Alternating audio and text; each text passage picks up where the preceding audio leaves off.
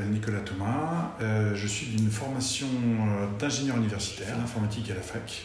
Et je suis parti en fait en Irlande parce que je me suis dit que si je voulais faire de l'informatique, il fallait que je maîtrise à peu près l'anglais. Donc je suis parti travailler en Irlande, faire du support technique, qui m'a permis de bien renforcer mon anglais. Et ensuite, j'ai directement attaqué dans une start-up. Et j'y suis toujours en fait dans les start-up. J'ai toujours du mal à en décrocher. C'est un univers qui est absolument extraordinaire. Donc une première start-up qui travaillait dans l'univers des panels, qui a été rachetée au bout de quelques années par une société américaine. Ensuite, j'ai fondé une société avec une personne avec laquelle je travaillais dans cette société, Laurent Nicolas. Cette même société était dans l'univers de la publicité sur Internet. On a revendu cette société également à une société américaine en 2014, donc c'était un succès. Le temps d'intégrer aussi avec succès notre solution dans la grande plateforme AppNexus pendant quelques années, et d'en profiter, on a ensuite, Laurent et moi, donc le même associé, on a refondé une société dans l'univers de la publicité sur Internet à nouveau, qui s'appelle Implicit. Chez Implicit, le message est simple, c'est de permettre à tous ceux qui vendent et qui achètent de la publicité sur Internet de garder les mêmes méthodes de travail, la même précision, sans la data. Et là, j'ouvre une porte, parce que sans la data, qu'est-ce que ça veut dire, surtout dans la publicité? Aujourd'hui, pour être capable d'afficher une publicité sur Internet, on utilise massivement des cookies. C'est une des méthodes, mais c'est la plus commune. Vous allez sur un site qui parle d'un match de foot, on va vous mettre un cookie qui dit « aime le foot ». Hop, ok. Du coup, après, si vous allez sur un site qui parle de jardinage, mais qui a une campagne de publicité qui veut vous vendre des nouvelles chaussures de foot, on va dire « cette personne-là, elle aime le foot, hop, je vais lui mettre une pub pour les chaussures de foot ». Évidemment, je caricaturise, mais c'est le principe. Donc en fait, on vous met plein de petites étiquettes, et les cookies c'est ça, qui dit, à chaque fois que vous allez quelque part, on dit, ah bah toi, tu dois avoir une affinité, c'est-à-dire que tu aimes probablement ça, ça, ça. Et c'est ce qu'utilise encore l'univers de la publicité sur Internet. Toutes ces petites étiquettes sont vendues dans une place de marché en disant, voilà, je suis tel site web, j'ai tel format, j'ai la personne qui est venue avec toutes ces étiquettes, qu'est-ce que vous allez lui mettre comme campagne de... Seulement voilà, le RGPD est arrivé, et une prise de conscience des internautes et de toutes les personnes sur mais que font toutes ces sociétés avec mes données? Et ils ont bien raison de se poser la question. On peut de moins en moins utiliser ces données dans l'univers de la publicité, pour diverses raisons.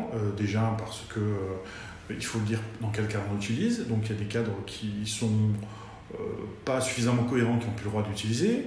On doit demander l'autorisation, donc à chaque fois que vous allez sur un site web, maintenant vous avez toujours cette embêtante pop-up qui vous demande, vous savez pas trop quoi, mais vous répondez oui ou non sur les cookies et les data.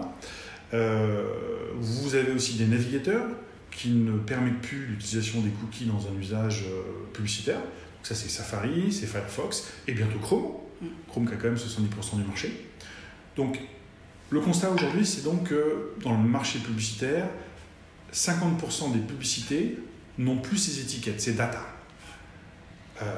Donc, qui ne peut plus être vendu comme avant. Bah oui, parce que vous arrivez sur un site web et en fait, on n'est pas capable de dire si vous aimez le foot. Alors vous êtes sur une page de jardinage. Je réponds à ça en disant si on a une solution. C'est normal de penser que Médiamétrie est un dinosaure parce que en fait, c'est l'univers des panels et des études. Et on se dit, bon, ça fait des années que ça existe. Ouais, ok, maintenant, il n'y en a plus besoin. Notamment les gens qui utilisent la data disent, bah non, j'ai quelque chose de plus précis, j'ai ce petit flag là qui me dit que t'aimes le foot. Sauf que ça disparaît. Et du coup, je dirais plutôt que c'est le renouveau pour les données de panels et d'études. D'accord ?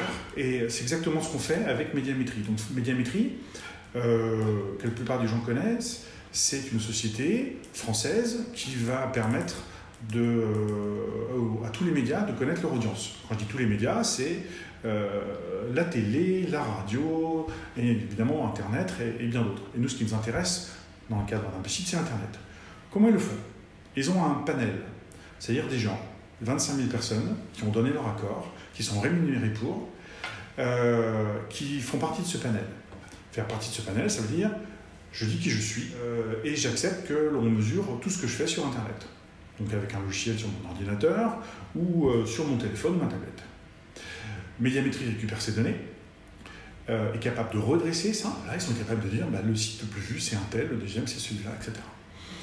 Complètement. Parce que nous, implicite, qu'est-ce qu'on fait? On récupère ces données de panel.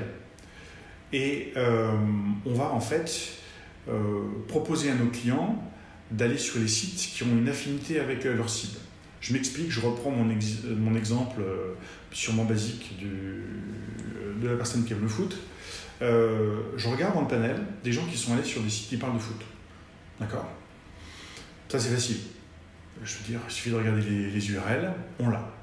Et je sais qu'ils aiment le foot parce qu'ils ont passé un certain temps. Ces gens-là, ce n'est pas non plus des monomaniaques de foot, quoique. Ils vont aussi sur d'autres sites web. Et du coup, je vais regarder sur quel autre site web ils vont.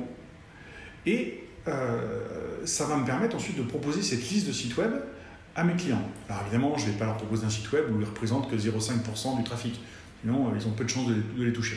Non, je vais leur proposer un endroit où il y a, par exemple, la moitié des visiteurs qui sont des fans de foot. D'accord? Et c'est ce que je propose à mon client, et du coup, il va le toucher. Et donc, quand quelqu'un arrive sur un site web, s'il fait partie d'un site web qui a une très bonne audience pour les fans de foot, hop, le client l'achète. D'accord? Mais on n'a pas deviné ça ou on ne l'a pas lu à partir de données de visiteurs. On ne récupère aucune donnée personnelle. Alors déjà, le marché ne peut pas continuer à emmagasiner autant de data parce que la législation ne le veut pas.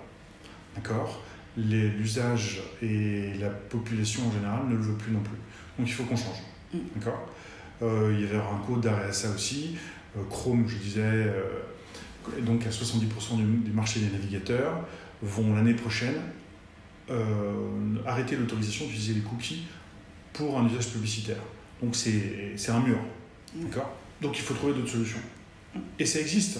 Simplement, le marché de la pub, il s'est habitué, comme on dit, donner la confiture au cochon, habitué à avoir plein de données qui étaient mal utilisées. C'était un super système, très pratique techniquement, mais ils ont fait n'importe quoi. Donc oui, il faut arrêter et on n'a pas besoin de tout ça. J'ai besoin de savoir qui on veut toucher. Publicité, c'est pour répondre à une campagne de produit qui a été définie par une équipe marketing. L'équipe marketing, elle a défini une cible, un persona, donc un type de personne qu'elle a envie de toucher. Et c'est ça ce dont j'ai besoin. C'est souvent aussi ce qu'on a oublié parfois avec les data. On a souvent des métriques aussi très techniques et qui oublient de dire derrière, il y a des humains. C'est à ce genre de métriques qu'il faut que l'on revienne dans la publicité. Et avis implicite, c'est ça. C'est-à-dire que c'est, ok, quel est votre persona, votre cible? Qu'est-ce qu'ils font, ces humains? Qu'est-ce qu'ils ont comme comportement? Et où je vais les pêcher? Voilà. Et pas, si j'ai plein de clics, c'est que c'est bon. Il y a mille et une raisons pour qu'un clic, ça soit une erreur. Et ça ne veut pas dire que la personne est engagée. C'est peut-être qu'elle n'a pas compris le message publicitaire aussi. Mais c'est plutôt, on n'a pas besoin d'avoir tout ce niveau de détail qui ne sert à rien. Effectivement. Savoir que vous êtes allé 10 fois sur ce site web dans la journée, entre telle heure et telle heure. En fait, la plupart du temps, on n'a pas du tout besoin. Il y en a qui crieraient en entendant ce que je dis, c'est-à-dire qu'ils vont dire oui, la moindre information, on peut en faire quelque chose. Oui, mais je trouve que ça vaut pas la chandelle. On peut pas. C'est pas compliqué. Ouais. Si je surfe à partir de mon ordinateur chez moi, mon ordinateur peut mesurer plein de choses. Et même si je me mets en mode privé, mon opérateur Internet, il mesure tout ce que je fais. Et il y a des intermédiaires techniques aussi qui le font, c'est-à-dire que mon opérateur, si je suis abonné à Free par exemple, il peut le faire, mais il est passé par du câble d'Orange, par du matériel, des routeurs, qui est tout à fait capable de le faire. Donc il n'y a aucun problème pour me suivre. Et si je suis avec mon mobile, je peux te dire que je peux me mettre en mode privé, mais mon mobile déjà, il sait où est mon téléphone pour que je puisse avoir du réseau. Et il mesure aussi tout ce que je fais. Donc je ne peux pas. C'est pas si grave, ça fait partie du jeu de laisser un peu de trace pour avoir un service. Si on veut pouvoir toujours être contacté avec notre téléphone, faut se dire qu'il y a bien un système quelque part qui doit nous suivre. Déjà, c'est toujours se poser la question qui est est-ce que j'ai vraiment besoin de la donnée que j'ai collectée? Ne pas tomber dans le travers de se dire j'active des logs, je peux mesurer, je prends tout ce que je peux, ça peut toujours être utile. Il y a une législation, bien sûr, et on peut loguer plein de choses en respectant la législation, mais c'est beaucoup plus compliqué d'être du coup dans les règles. Donc la meilleure manière de faire, c'est de se dire en fait, j'ai besoin de rien. Bon, c'est mon point de départ. Est-ce que je suis vraiment dans un inconfort si je prends rien? Je te prends une info, je te le dis. Voilà, c'est aussi honnête que d'être face à face avec quelqu'un et dire écoute, je te regarde, je te vois, voilà ce que j'ai vu de toi. Et donc, c'est tout. Okay, c'est tout qu'on ne fait pas en douce. C'est aussi bête que ça. On communique par des moyens techniques.